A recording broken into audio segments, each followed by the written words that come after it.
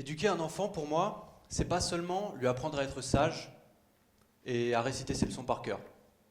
Éduquer un enfant, c'est lui permettre de s'épanouir, d'apprendre à la fois en coopération, mais également en autonomie. D'apprendre des leçons, oui, mais également des valeurs, celles de la société et celles de la vie. Imaginez maintenant un système sans notation. Imaginez un système où l'enfant peut choisir de travailler une matière en priorité sans pour autant délaisser les autres par la suite. Imaginez un système où l'enfant va pouvoir découvrir des activités telles que la cuisine, le jardinage, le bricolage, la couture et bien d'autres, autant d'activités que de centres d'intérêt potentiels. Voilà un système qui va pouvoir s'adapter à tous les profils, aider ceux qui se sentent le plus en retrait et accompagner ceux qui se sentent le mieux. Là, vous vous dites qu'il s'agit de belles images pour ce qui est une belle utopie, et moi je vous dis que ça existe et que j'en viens.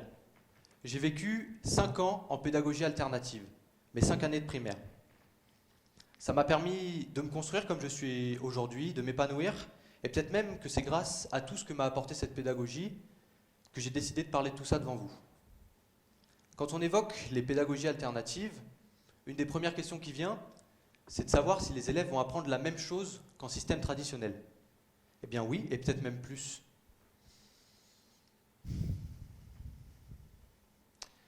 Eh bien, il faut savoir qu'en pédagogie alternative, les critères d'évaluation et les compétences à acquérir vont être les mêmes qu'en système traditionnel. Mais la pédagogie alternative, telle que moi je l'ai vécue, c'est d'abord un fort esprit de coopération. Il y a une véritable cohésion de groupe. Ça va passer des discussions, des échanges, des débats pendant les cours de français, d'histoire, de sciences, mais surtout les réunions de copé. Les réunions de copé, ce sont des réunions de coopération. On va pouvoir discuter et débattre de la classe et de son organisation. Vous avez bien entendu, l'élève a le droit de proposer des idées, d'argumenter, de pointer du doigt des éléments qui peuvent lui sembler peu clairs et d'essayer d'apporter des choses bénéfiques à la classe. Bon, bien sûr, je vous arrête tout de suite, des idées telles qu'avoir une piscine dans la classe ou bien des récréations de 2h30 ne seront pas retenues.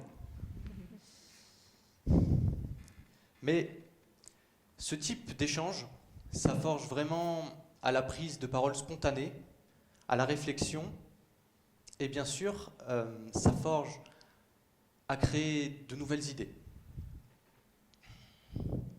Moi, c'est ce qui m'a donné envie par la suite d'être simple délégué de classe au collège, au lycée, puis d'entrer au CVL, au CAVL, qui sont des institutions lycéennes, pour participer plus activement à la vie lycéenne et faire entendre ma voix.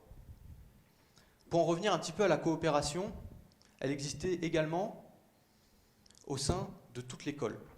Entre les spectacles, les ateliers, les lectures de textes, qui étaient organisés entre tous les niveaux, il était donc pas rare de voir par la suite des élèves qui vont en aider d'autres, des CM1 qui vont aider des CP à faire leurs devoirs, ou tout simplement des élèves d'âge différents qui jouent ensemble dans la cour de récréation. Il y a là une sorte de tutorat qui se crée et il est naturel. Je viens d'évoquer les ateliers, ils sont très importants. C'est probablement ce qui m'a le plus amusé, fait découvrir le plus de choses. Et ces ateliers, ce sont des sessions de 2 fois 1 heure où on va pouvoir choisir une activité parmi celles que j'ai déjà citées tout à l'heure, ou bien l'atelier bricolage.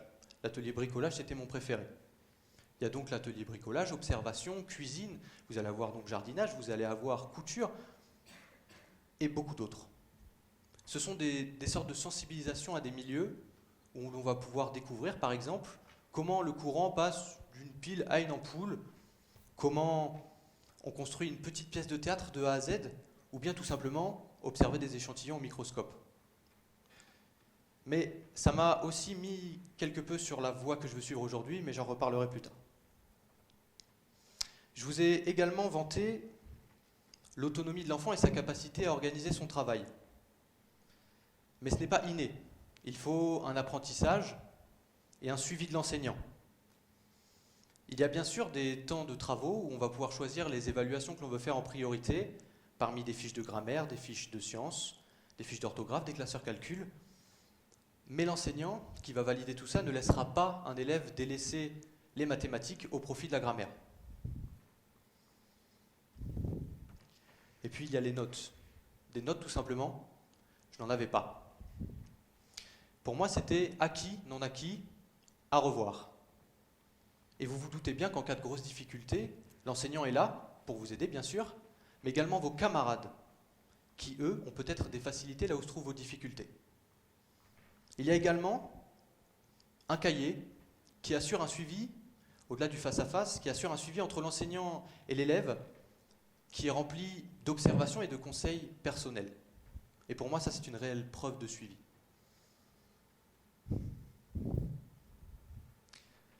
Alors, moi ce que je préférais c'était les écritures de texte. C'était donc des expressions écrites sur un thème libre qui étaient corrigées avec et par l'enseignant, qui vous donnait tous les conseils nécessaires sur la grammaire et l'orthographe. Et encore une fois, moi, ce n'est pas que je n'étais pas un très bon élève, mais c'est que j'avais eu beaucoup de mal avec le système traditionnel, car j'avais beaucoup de difficultés à me concentrer, à organiser mon travail. Et la pédagogie alternative, elle m'a beaucoup aidé là-dessus, elle m'a donné de la confiance en moi, elle m'a apporté beaucoup de choses, et notamment pour la suite. La suite, justement, ça a été une véritable fracture, un choc de découvrir le système traditionnel. Non, c'est pas vrai, ça n'a pas été si difficile que ça, même si tout était fondamentalement différent. Tout d'abord les notes, bien évidemment. J'ai trouvé ça quelque peu injuste d'avoir une mauvaise note, voire une très mauvaise note, et qu'on ne revienne pas forcément dessus. C'est raté et ça le restera. Ensuite, pour ce qui est de l'intégration, ça n'a pas été difficile, ça ne l'est pas vraiment pour moi. Je m'intègre assez facilement dans les groupes, peu importe les personnes qui les composent. Mais la coopération, par contre, ça m'a manqué. Les travaux sont de plus en plus individuels et on n'a plus vraiment la possibilité, pendant les classes, de s'entraider. Aussi, un autre exemple, lorsque vous avez des difficultés, un problème dans la classe avec un autre élève ou peu importe, ça ne va pas forcément se régler dans la classe même, mais vous allez aller voir les surveillants, les CPE, le principal, et ça je trouve ça un petit peu dommage. Bon après bien évidemment, il y a des professeurs qui travaillent selon des méthodes particulières et qui seront peut-être plus à l'écoute. Mais l'idée même des pédagogies alternatives diffère du système traditionnel. Je vais maintenant vous dire une phrase qui, je pense, résume assez bien mon expérience personnelle. J'ai appris à rêver, j'ai appris à essayer. Cette pédagogie que j'ai connue, je pense qu'elle est intervenue à des âges qui sont importants dans l'éveil, dans la constitution des savoirs, des intérêts. Et elle m'a véritablement ouvert l'esprit sur beaucoup de choses. Comme je vous ai dit, elle m'a aidé à me sentir mieux. Et quand je parle d'essayer, je veux dire que je ne me suis jamais véritablement imposé de barrière quand j'étais plus jeune, et mes parents non plus, pour tenter des activités, des expériences qui m'attiraient. C'est comme ça que j'ai pu pratiquer différents sports, où j'étais plus ou moins bon, que j'ai pu faire du dessin, de l'écriture, de la peinture. J'ai pu même faire de la musique, où là, pour le coup, j'étais moins bon. Mais même si ça ne me plaisait finalement pas, j'avais essayé et je m'étais lancé. Là, tout de suite, si je regarde vers demain, je sais ce que je veux faire. Je veux être acteur dans le cinéma. C'est un choix qui a souvent été critiqué, qualifié de futile. Et je pense que c'est un choix que j'aurais moi-même abandonné si je n'avais pas eu la curiosité de m'y intéresser profondément, si je n'avais pas été accompagné par mon entourage, mais surtout si je n'avais pas été sensibilisé à des milieux comme celui-ci en étant plus jeune. Ce qui s'est passé, c'est qu'il y a maintenant un petit peu plus d'1 an, je ne savais pas trop quoi faire de ma peau, j'adorais le cinéma. Être comédien, c'est quelque chose qui existait dans ma tête, mais ça avait toujours été de l'ordre du rêve. Oui, c'est ça, du rêve. Et je me suis dit, après une remise en question, je me suis dit, pourquoi ne pas faire ce que tu as toujours fait? Pourquoi ne pas faire ce qu'on t'a appris? Lance-toi, essaie et avise. Bon, je vais essayer de conclure un petit peu tout ça en disant que pour moi, les pédagogies alternatives, elles sont d'une aide précieuse.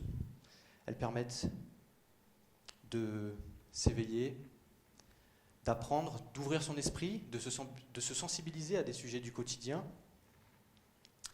mais aussi et surtout donc d'être autonome, autonome dans ses choix, dans son travail, autonome oui, mais accompagné. Accompagné le temps qu'il faudra pour ensuite être introduit au système traditionnel et à la société en général. Vous aurez ensuite les clés pour prendre des décisions, aller au-devant des choses les plus simples aux choix qui paraissent les plus difficiles. Mais je pense aussi et surtout que pour des élèves qui ont des difficultés, comme ça a été le cas pour moi, qui ne se sentent pas bien ou qui ne sont tout simplement pas adaptés au système traditionnel, les pédagogies alternatives peuvent être d'un réel secours et une aide précieuse, non pas pour se réadapter au système traditionnel, mais pour pallier aux difficultés et apprendre à user de ces différences comme d'atouts pour la vie. Merci.